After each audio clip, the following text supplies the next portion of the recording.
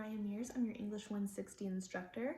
I just wanted to make you a little welcome video so you can see what I look like, hear what I sound like, give you some guidelines on how this course is going to work and what you can expect each week.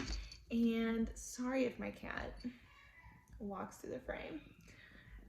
One of the many things about teaching online that it's just kind of hard to control, as if anyone is a pet owner or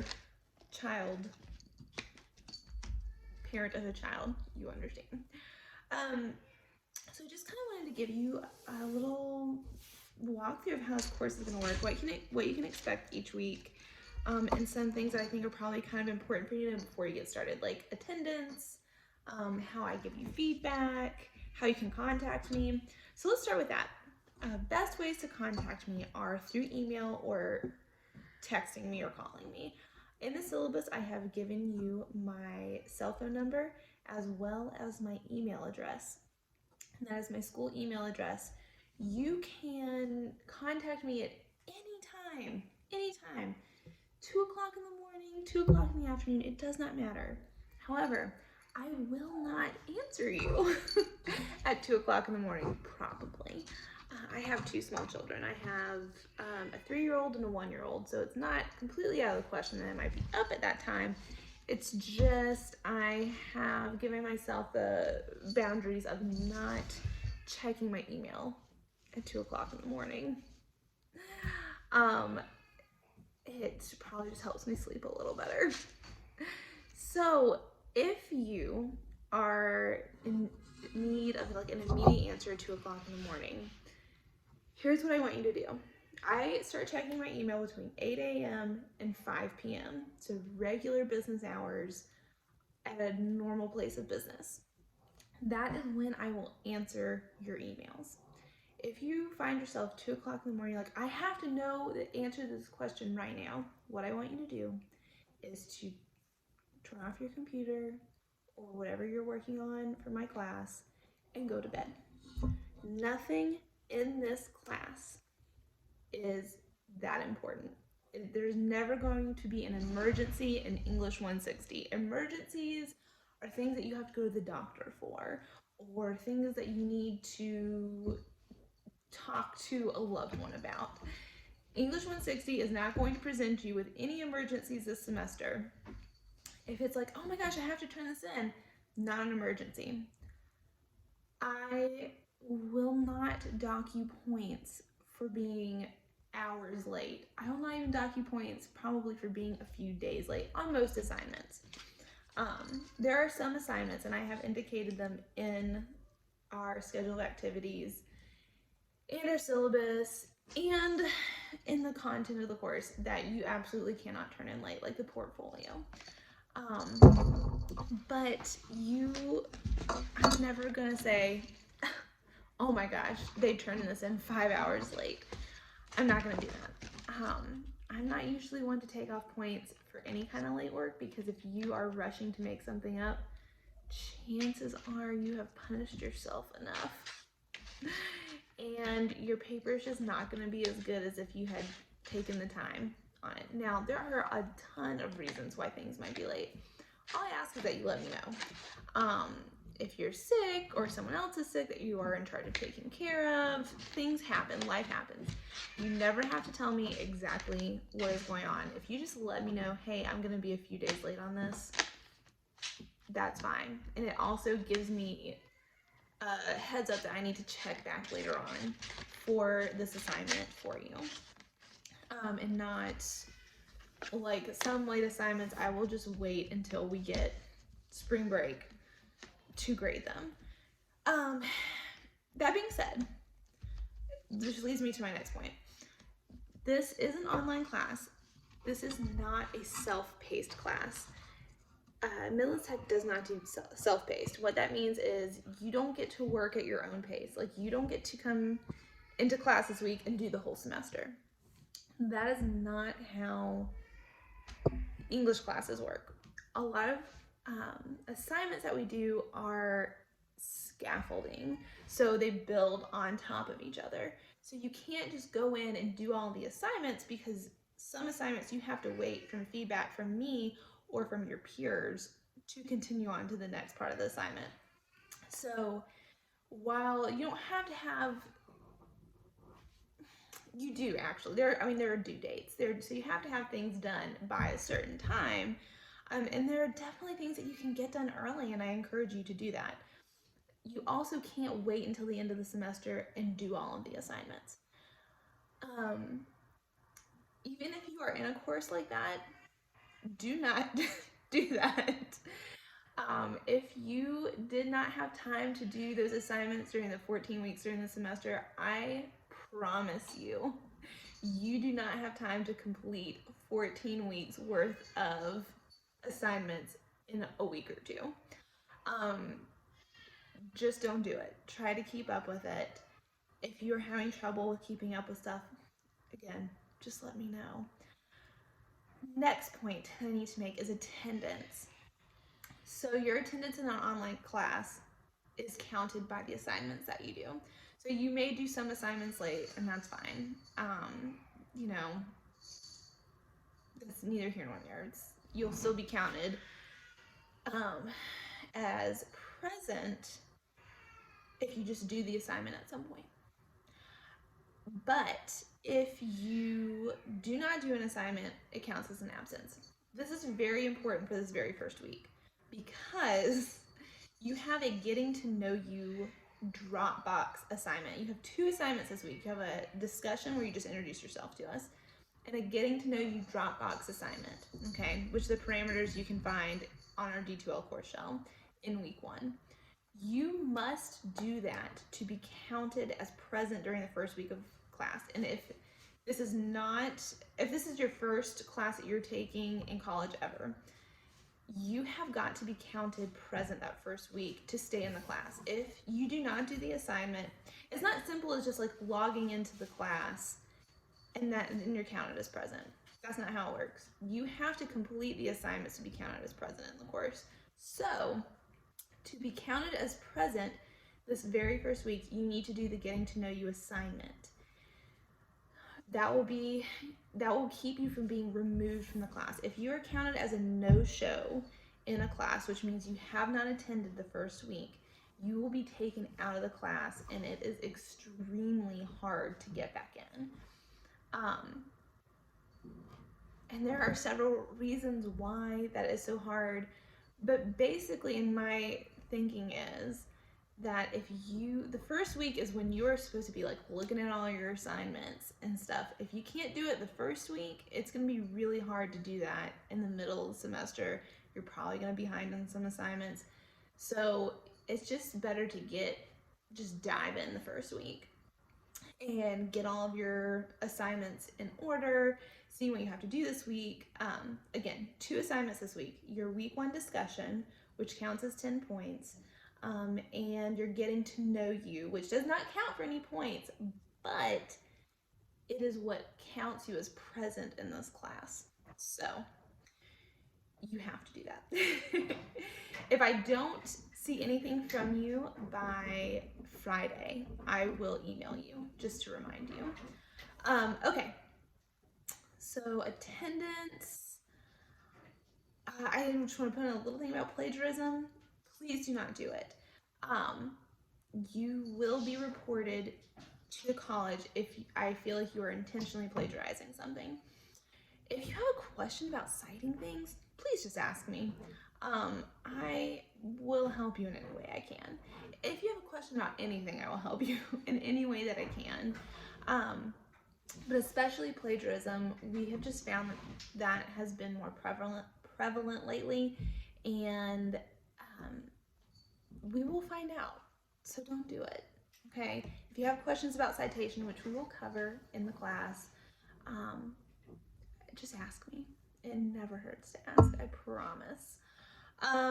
Okay, attendance, plagiarism, you will be graded.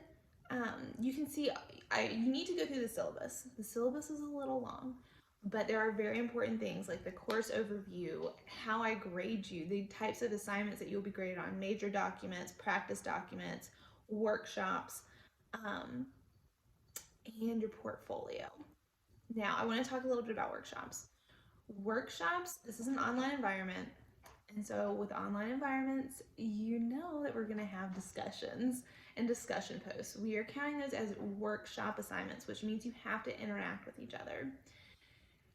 I'm going to post the guidelines for the workshop, but most importantly, you need to know that this needs to be a safe space.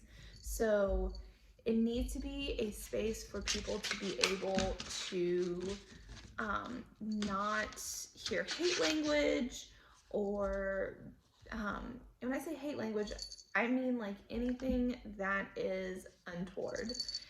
And if you think, oh, someone's going to be offended by this, you probably shouldn't say it. Not in this classroom environment. Especially when we're talking about each other's works, okay?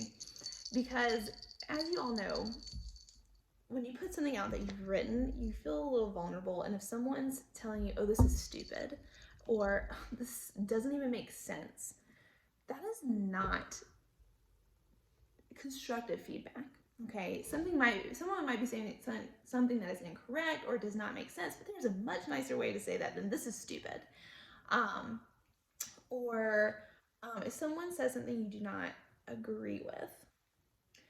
So there should not be hate language in your papers, and there should not be hate language in workshopping. But if someone's saying something that you don't agree with in any aspect of your life, politically, emotionally, religiously, what I'm asking you to do is to not comment on it. If something that you have read does not agree with, you can even say, I don't agree with that. What you should not do is make someone feel uncomfortable about sharing things. Because this needs to be a safe space, and we need to be able to make everyone feel safe about sharing their writing and not feel like, not feel scared to be who they are. So, okay. And if you have questions, if you feel like you need to give feedback to someone about something and you're not sure if it meets our guidelines, which I will share again those guidelines with you later, just email me. Just bounce it off me first, okay?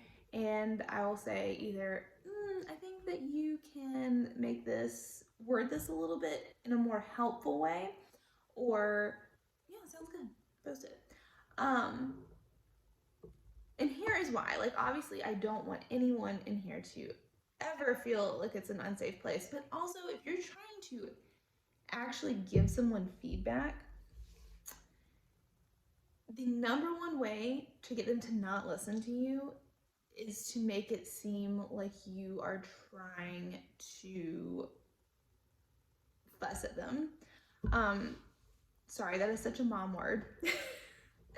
Fussing. But if you're trying to show someone like, hey, like this part of your paper does not really match up with this part of your paper, what you're saying kind of contradicts each other, or there's not a good connection between them, you don't want to say, that's a good way to say it. Not a good way to say is this doesn't even make sense and I don't understand what you're saying. Okay, that makes someone shut down and say, oh, wow, okay, you're trying to make me feel bad, so I'm not going to listen to you. It's not a good argument technique or debate technique. Trying to meet someone on a level, or trying to meet someone halfway and give them constructive criticism or constructive feedback is what we are trying to achieve in this class. We will probably not be writing anything very, emotionally motivated in this class. This is English 160. It's technical communications. We're writing about business organizations and writing memos and website reports. So I'm not really as worried about that in this class. But it just does need to be said. Okay, let's move on.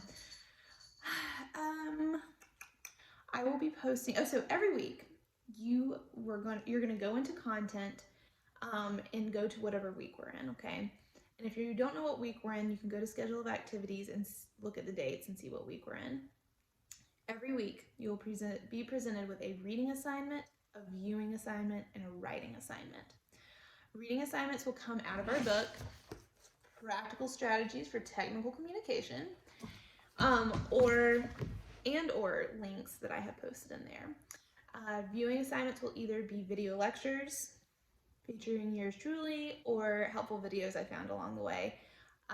Everything needs to be read and viewed, not because you're going to be quizzed on it, but because it's going to help you learn. And my philosophy in college, more than anything, I think, is that no one is going to care about your education as much as you should, okay? No one's going to make you do this stuff. I'm not going to test you on this stuff. I'm not going to quiz you on this stuff. It's going to help you write better papers and make you have better projects in this class. However, college is not higher education, any learning in general, but especially when we get to higher education, which is tangled up with financial aid and GPAs, you should not be viewing it as solely as, I just need to make the grade so I can get out of here. This is your opportunity to learn, especially at a college like Midlands Technical College.